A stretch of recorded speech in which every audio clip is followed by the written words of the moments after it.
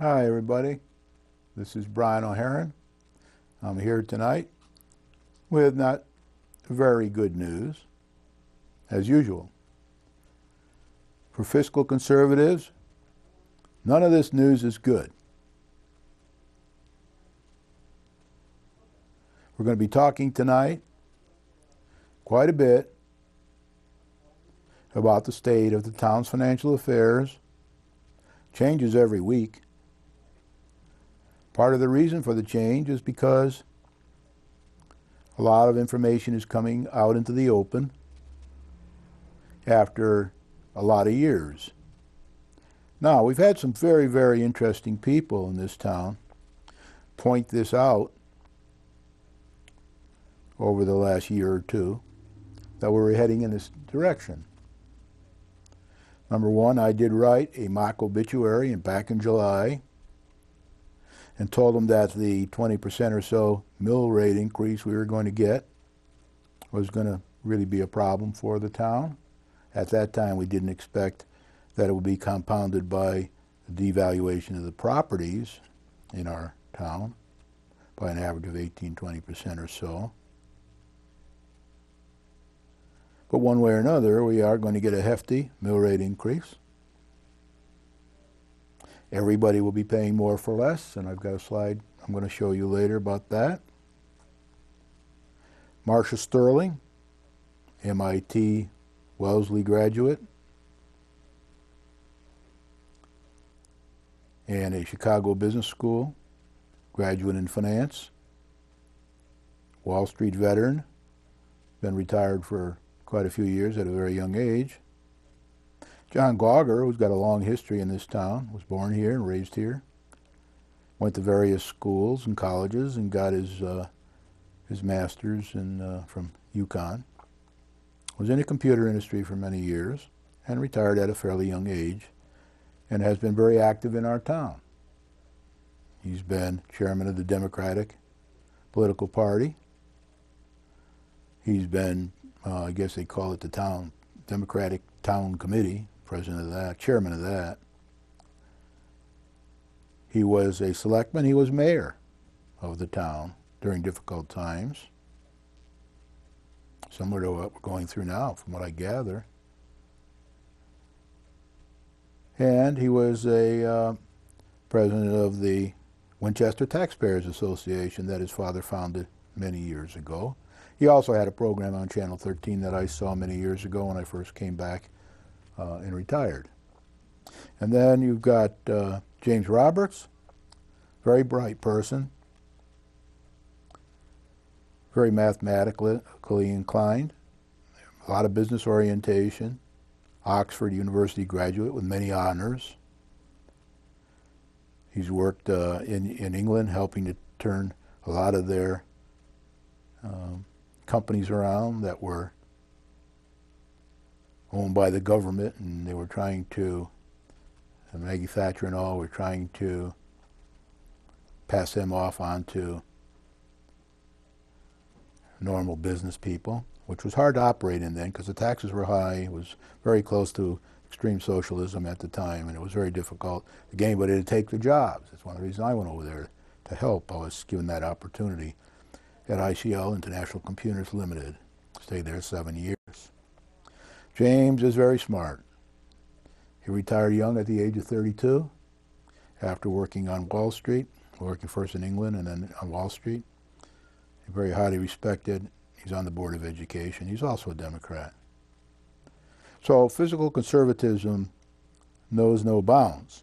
We have people for all suasions that think more fiscally conservative. I showed you on a prior program the normal distribution curve, and we have people on both ends, but most people are in the middle of the curve, and they try to think rationally about these things. So now, what I want to do is move on a bit and start talking about the problem we have in this town. The problem is a financial problem. We've all been warned about it over the years. We know that this problem is serious. There were several meetings over the last few weeks that compounded the problem. It seems to be that every time we have a budget workshop or a selectman budget public hearing, new problems crop up that make the fiscal problem even worse than it was before. We're in deep now. We're in deep. I want to talk a bit now about the projected debt for fiscal year 2012 through 2013. That'll be over that quarter. The last final quarter deficit will be at the end of June. That's when this fiscal year ends, fiscal year 12-13. Now on March 19th, my wife's birthday, 2013, we were told at a selectman meeting by the town manager that the final quarter deficit would be zero, that there was no deficit. There were many questions asked about it, but the answer was always, no, you don't understand, this will be zero. Nobody believed that, of course, because some very, very numerate people with math and the business degrees, MBAs and such from across party lines, have been doing the math, and they thought differently. They thought it might be more like $3 million by the time we were done. Of course, they were limited by the information they had available at the time. So on March 19th, we were told by the town manager at a select meeting that the deficit would be zero. Now, just one day later, not a month, not a year, not a week, but one day later, at the budget workshop held by the town manager with the finance board and selectmen, and it was a public meeting. I went to it, sat and listened.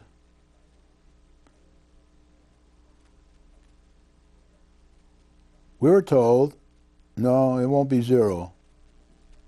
The deficit at the end of the fourth quarter, the end of June 2013, will be $1,800,000. That's what we were told one day later. Nobody believed that, of course, because the people who had been doing their numbers and trying to convince some of the town management and the selectmen and finance board that the number was going to be bigger than that. But nobody would listen. You probably saw them showing up at the selectmen meetings during public comment, especially Marcia and James and John Gauger, warning the people about the problems to come with this debt issue. The debt issue was also covered, of course, on James Roberts and John Gauger's Channel 13 television program, weekly program, and it was covered by the fiscal conservatives on the Selectmen and Finance Board,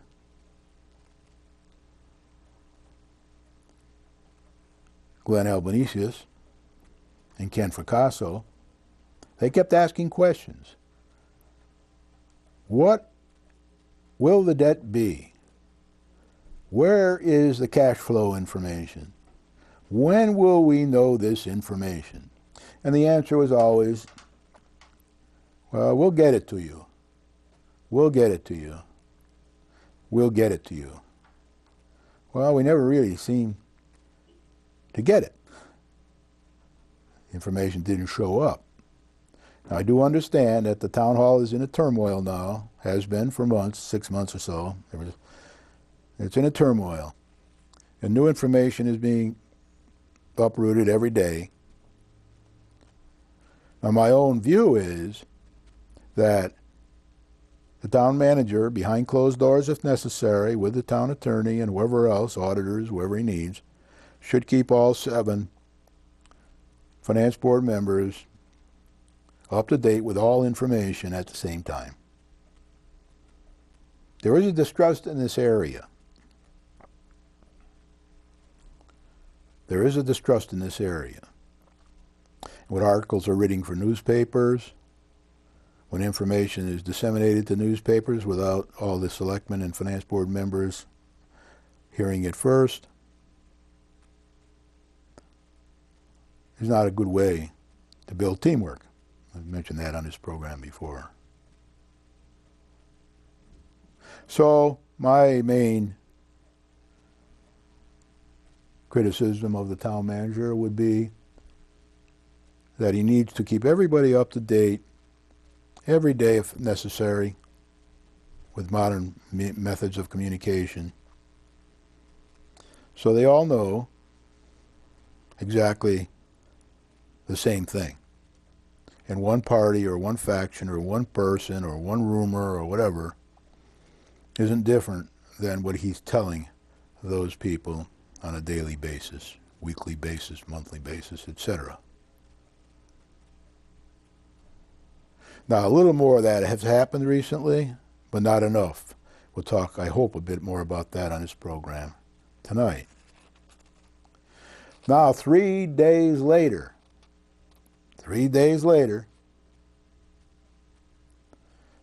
the town manager in a newspaper account and the editor of a local paper on March 23rd, 2013, raised the number by $100,000 to $1,900,000 deficit for the last quarter of this year ending in June. July 1st is when the new fiscal year 2013-2014 begins. And it looks like we're going to be going into that next fiscal year with quite a deficit. Now this year, when we went into our fiscal year 12-13, we carried a deficit in the budget of about $713,000.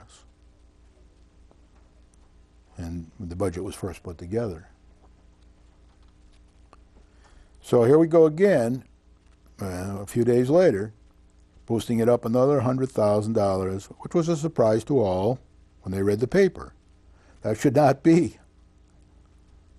Things should not come out in the paper before all the finance board members and selectmen are aware of the problem and the number and what's going to be done about it. I've always been a proponent of having a press officer for the Board of Finance and Board of Selectmen, so that all views could be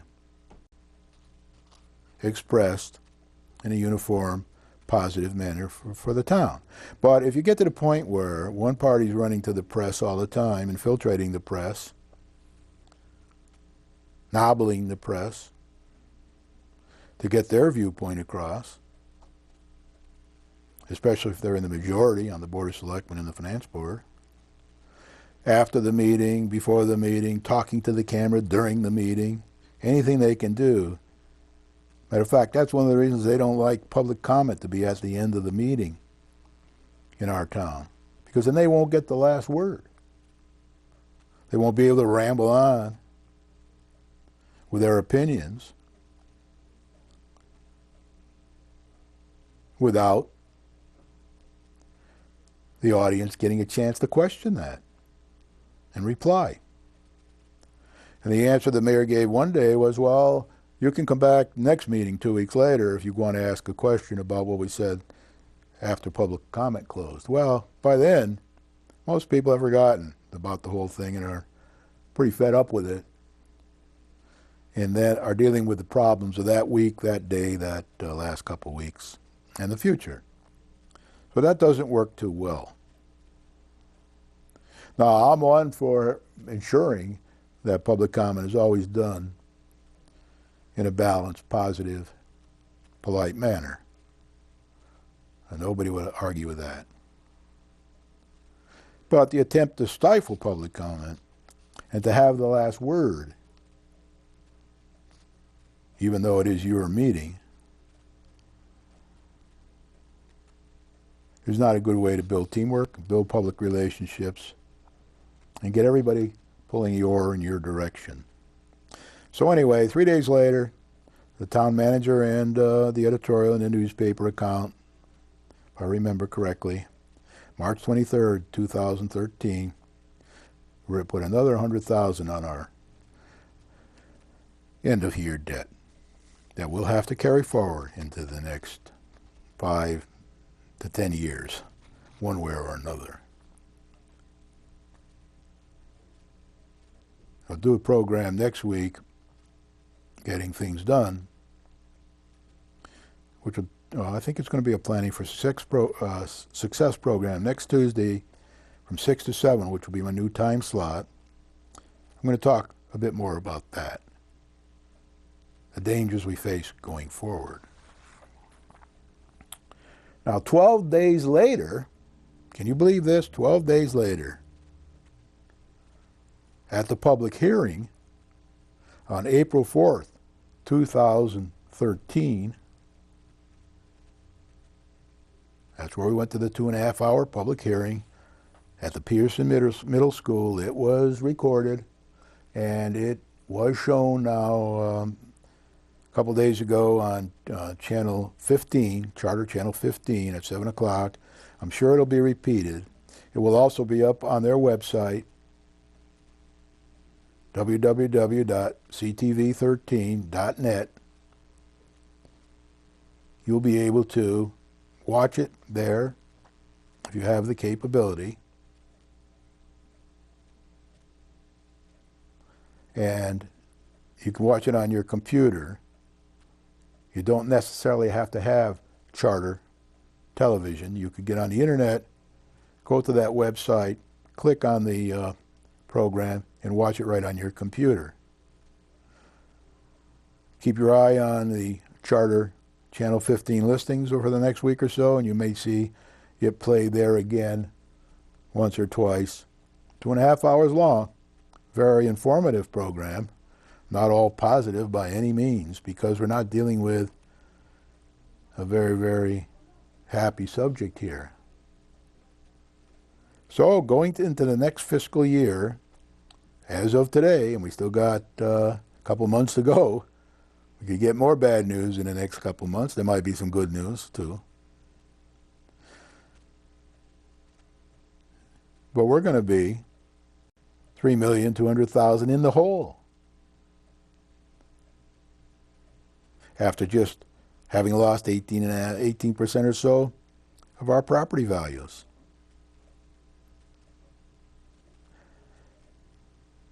And that's why I played the funeral march tonight. A lot of things around here are starting and continuing to die.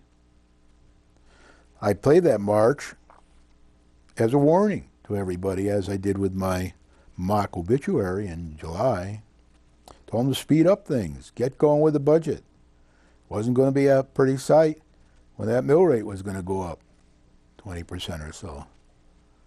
Well, now we're there. The mill rate will be going up, but we're in much more debt than we ever thought we would be. So now that we know we have the 3,200,000, and I did check with the town manager yesterday by email, and he said, yes, that's still the number. We're all asking ourselves, what next? Because we have a lot of experience in business, and we know that there's always something. Our last budget, this year's budget that we're in now,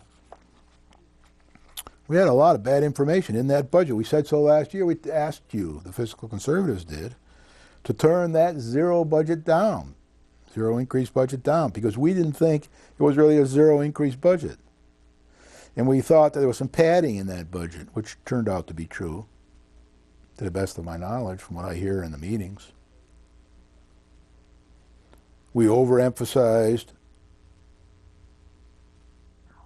the revenue that we thought we were going to get in. We're probably $1 million less than we thought we were going to get this year. Maybe a little less than that. Maybe a little more than that by the time the year is over.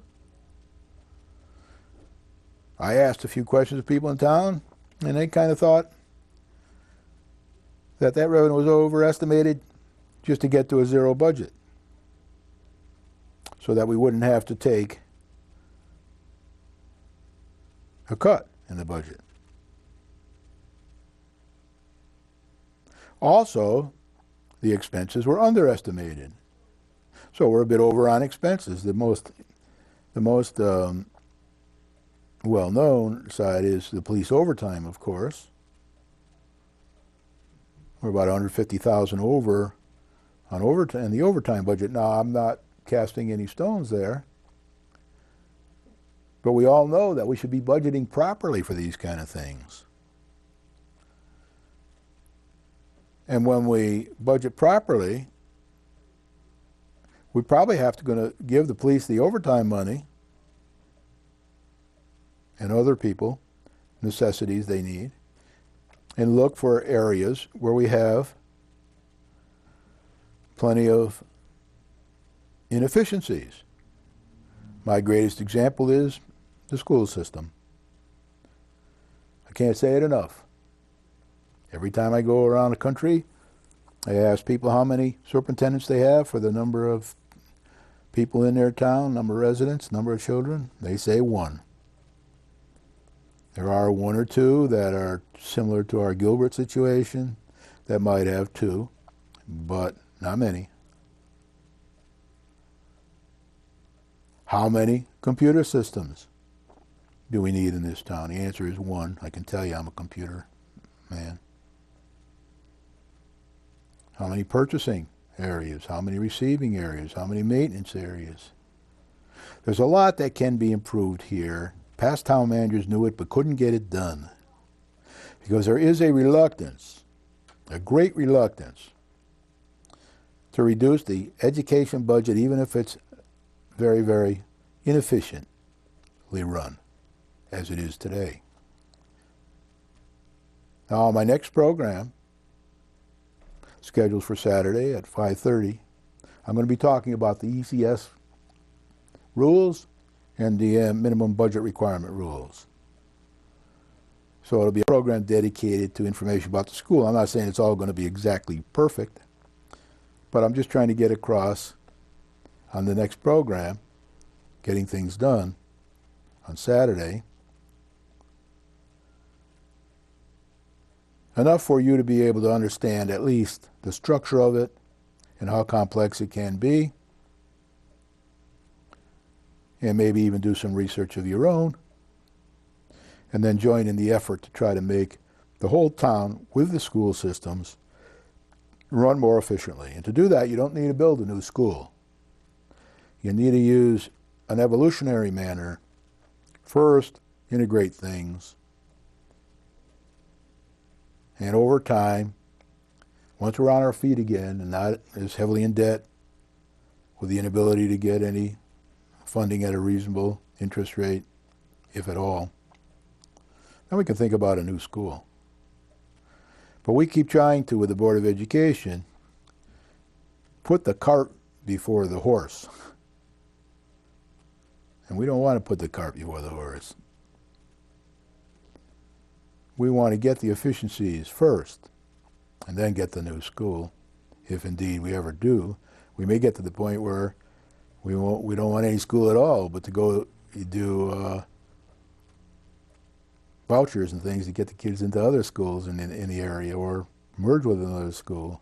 All the schools have a trouble merging and dropping schools because they don't want to see their minimum budget requirement reduced. You'll look in at Saturday, watch that program, and then form your own conclusions afterward. But we'll be going to talk a lot of that for the next 10 years.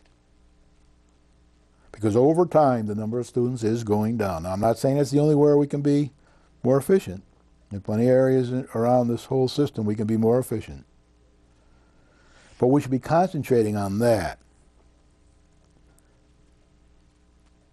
rather than trying to keep the budget chunking along each year at the cost of inflation. That won't get us out of this pickle. In order to get out of this pickle, we need to reduce, restructure, grow our tax base. Until we get to the point of equilibrium, where we can live on the average increase in the cost of living from year to year. We're far from that now. 3.2 million in debt at the end of the quarter. We're in now, the end of the fiscal year. So when I say what next, there was a public hearing on April 4th of 2013. I went to that. That'll be shown on television. Matter of fact, it's already been shown once on channel 15. It'll be shown a couple more times, and it'll be up on the website, last 2.5 hours. I might mention that earlier. But at that public hearing, we did hear about the $3.2 million for the end of the fiscal year in debt. But in addition, at that public hearing, where a lot of questions were asked and a lot of answers given and other answers not given,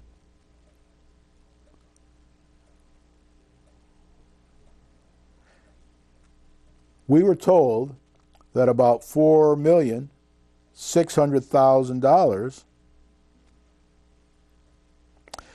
has been moved around over the years.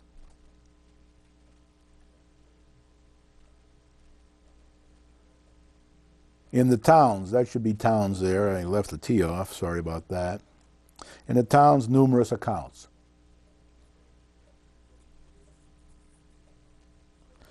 So the town manager mentioned at this public hearing on April 4th that we were going to be 3.2 million shortfall for this fiscal year. 3.2 million in the hole.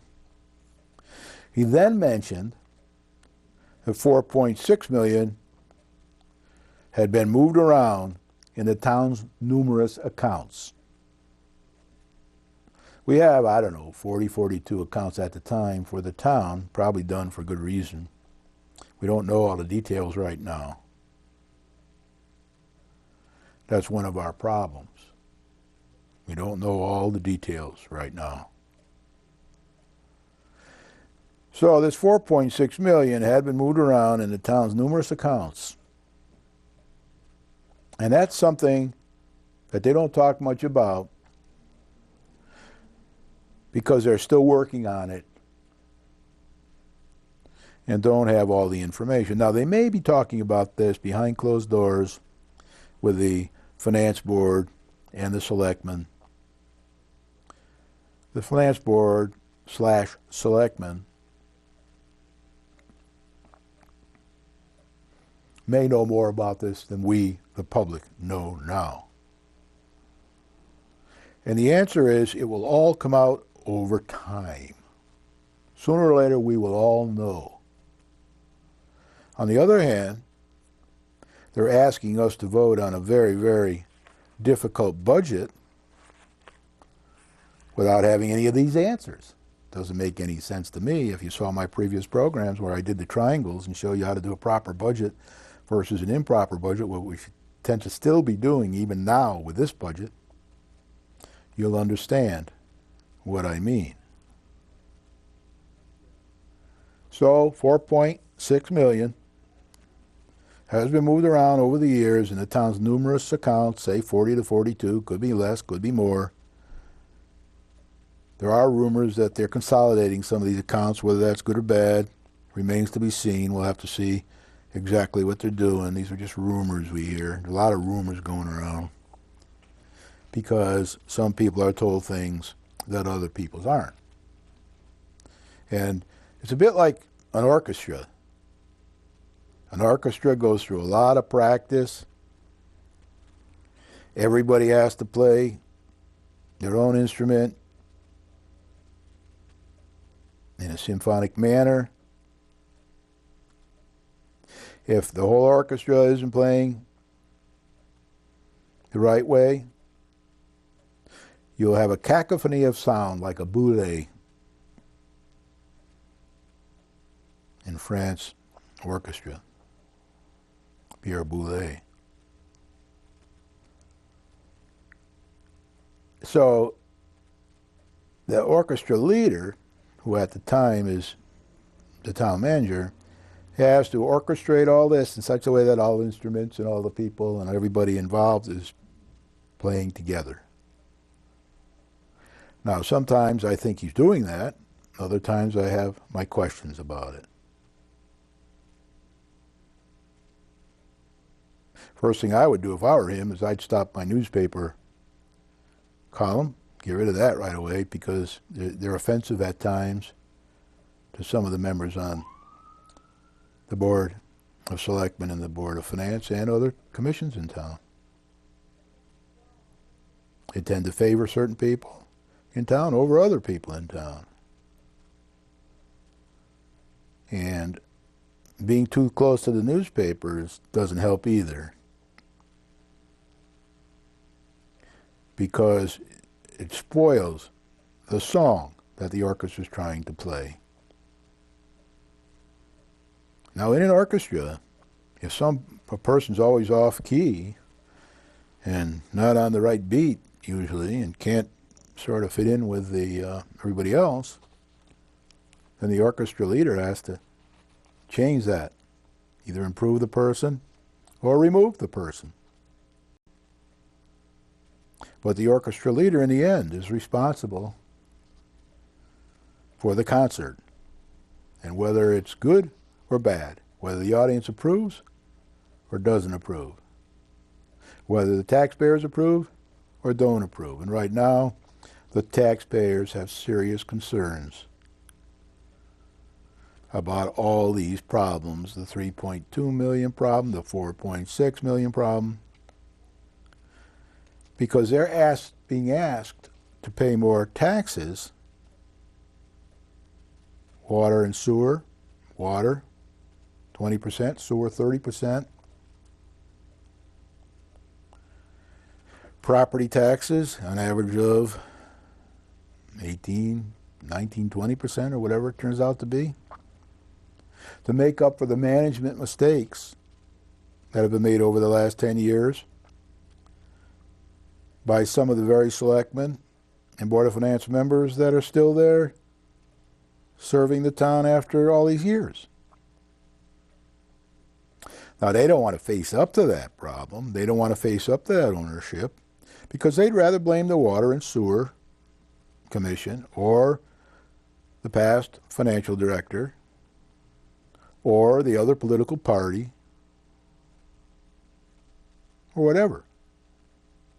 Now, how do you come up with a good orchestration when that's happening?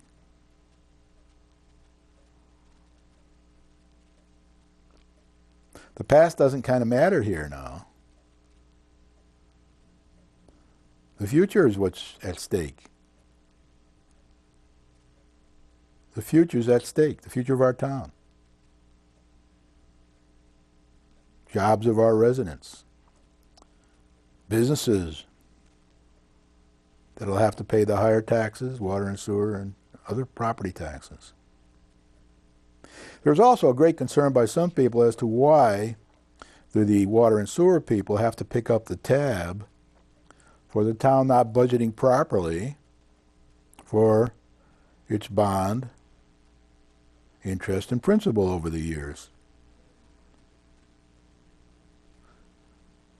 It is the Selectmen and Finance Board that are finally responsible here. They must take ownership. They must admit their involvement. They must get on to fix the problem for the taxpayers, residents, future generations in our town.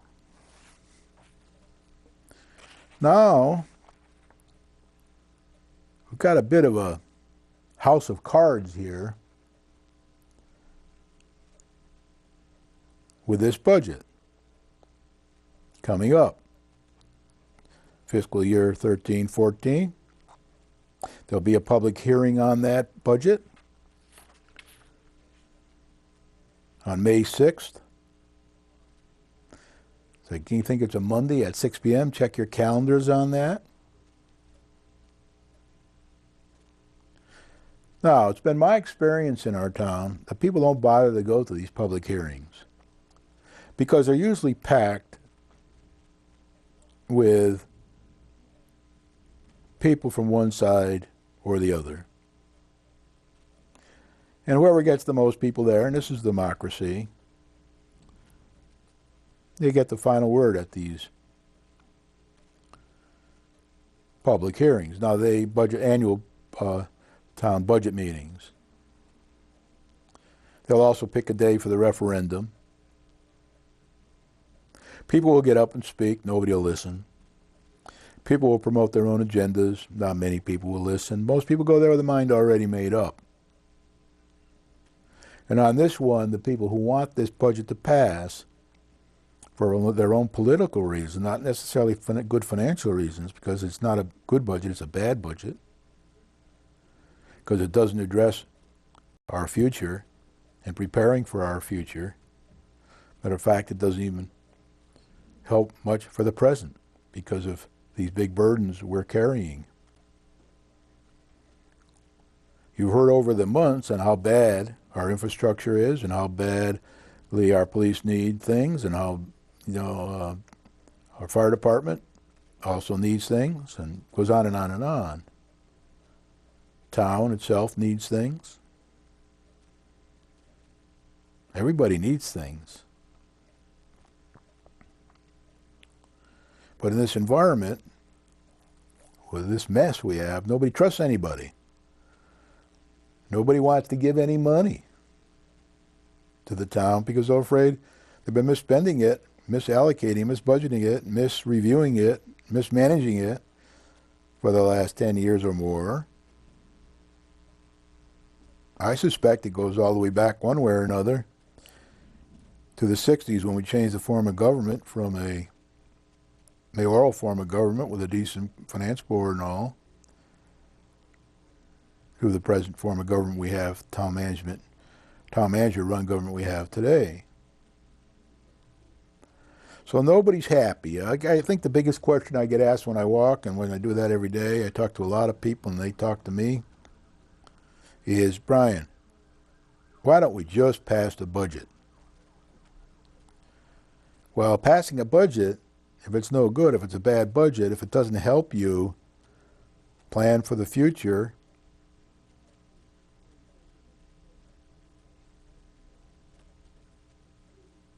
it isn't a good budget.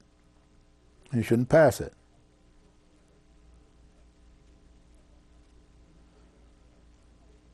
But if we turn now to the next slide, we ask ourselves, what is fiscal year 12 and 13 going to bring? We still have 3 months to go here, and we still don't have the state police investigation finished. We're still trying to find out where the $4.6 million came from and went. Other people may know, but we don't. We still may be have less revenue in the next 3 months, although they're projecting. We don't trust their projections anymore. They don't project very well. Can't blame it all on others. Remember, I once said on this program, when you're in the job for 3 months, it's yours. Can't blame it on the past anymore. Now, our present management tends to blame the past all the time, even though they've been in much longer than 3 months, closer to 2 years. If they worked in a responsible business, they'd be out by now.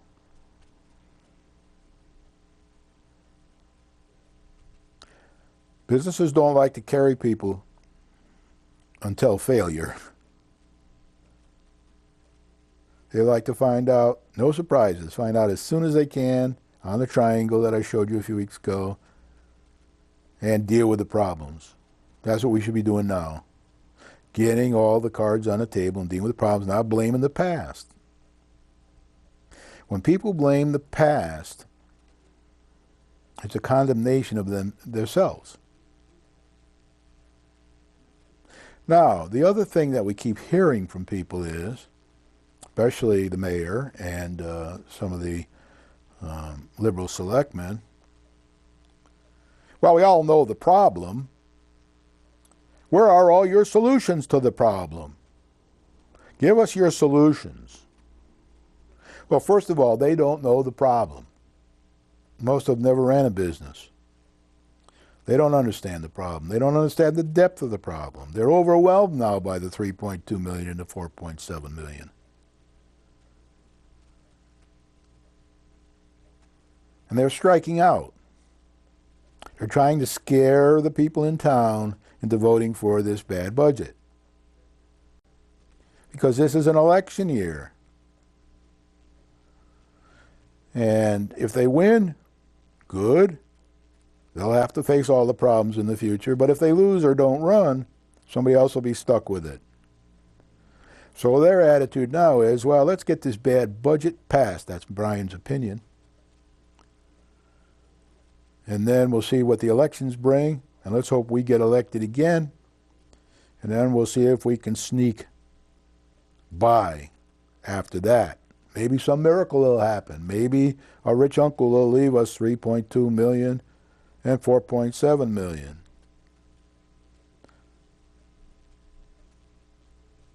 Maybe something like that will happen. I don't know. But I wouldn't plan on it, because I don't think it will happen. And you know from my program where I talked about the triangles, we need to face the problems now. Let's go in. Let's get with the Board of Education, where all the money is, 64% of our budget. The town's about 30% or so. Let's go in there and work together with the state. Watch my next program, and you'll see that there are opportunities. Will it be easy? No.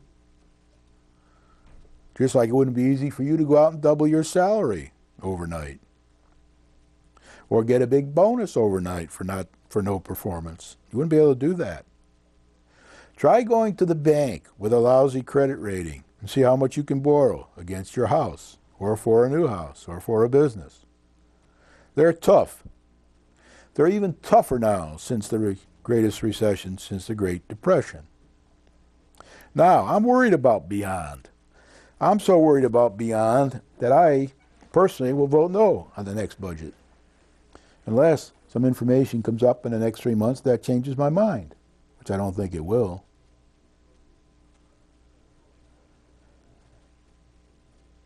I'm concerned because at the last budget public hearing on April 4th, Selectman Perez says, and I paraphrase here, I can't remember the exact wording, and you don't have an ability to look at the program until it's on TV again, but she said there's much worse coming.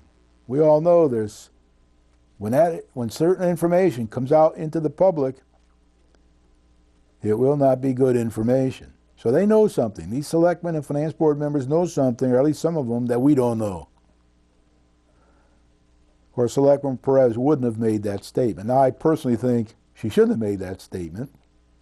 Any statement that's made should be made as a team by the finance board, all 7 of them, and the selectmen, all 7 of them, with the town manager leading the chorus. But if they don't trust each other, and they don't talk to each other, and they don't work with each other, and they're playing politics all the time, one group doesn't want to cut the schools under any circumstances, and they're kind of cahoots with the Board of Education people, or at least the majority on the Board of Education. The other group sees great opportunity in eliminating redundancies between the schools and between the schools and the towns. That's all great stuff. So we have great, great reason to distrust and vote this budget down. Force them to come up with a good budget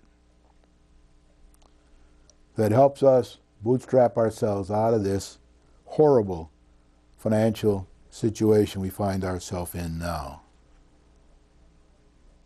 And don't make the taxpayers and the water and sewer people pay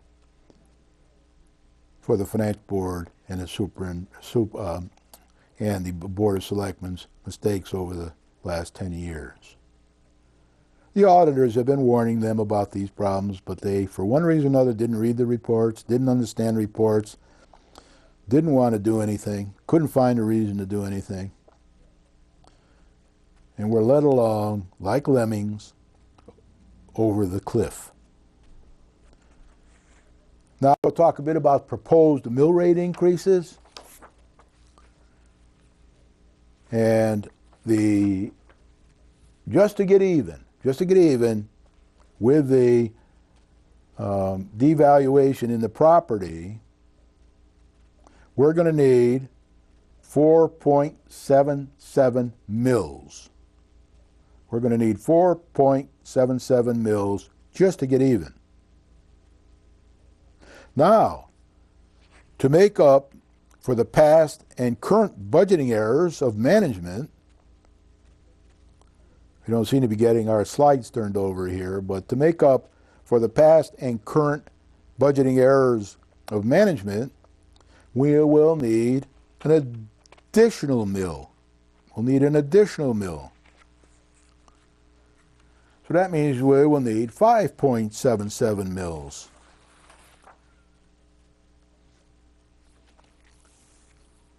So for the total, we'll need 4.77 mills plus 1.00 mil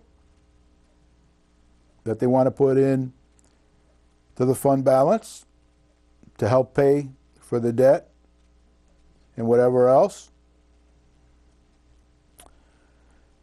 Doesn't seem like it's anywhere near enough. At the public hearing, the superintendent of schools asked the town manager how long we're likely to be in this position with flat school budgets. And he said, well, probably 2 to 3 years. I stood up, and you'll see it on TV, and I said, man, more like 5 to 10 years. And I've checked with other financially astute people in town with them master's degrees in business and great business experience, and they kind of agree with me, somewhere between 5, 7, something like that. So the mill rate is going to go up 5.77 mills unless something changes in the next 3 months or the budget gets turned down, or 22.70%. Now, I've been criticized for the last budget race when I said the mill rate would probably go up about 21%. Well, I was right, of course, because we did the math. Now, we were helped out a little by the property tax, by the property values going down, but that really is not good. So we're going to have an increase of 22.70 for 80% of your last property value on average. So your property values on average, not everybody, on average, some more, some less, have gone down about 80%, could be a little less, maybe a little more. So the house you used to have on the top there, that was 100% of value. Now the house now is shrunk to 80% of value. But you're still going to be paying this 22.70% increase in the mill rate. Now, in a normal business, of course, you would cut that back. So what we need to do is, now we need to speed things up. We need to go find these inefficiencies in our town and school system and elsewhere, and we need to vote no until all of the facts are known to all. Vote no until, that's my view, you do whatever you want to do, but I say let's vote no until all the facts are known to all. We're months away from that, if not years. Now, on the next program, I will have a slide which shows you how to calculate your own tax for your house. I've got it up there now. We don't have time to talk about it, but next program I'll go over it in detail. So watch on Saturday at 5:30 p.m., Channel 13. Thank you very much. See you on Saturday.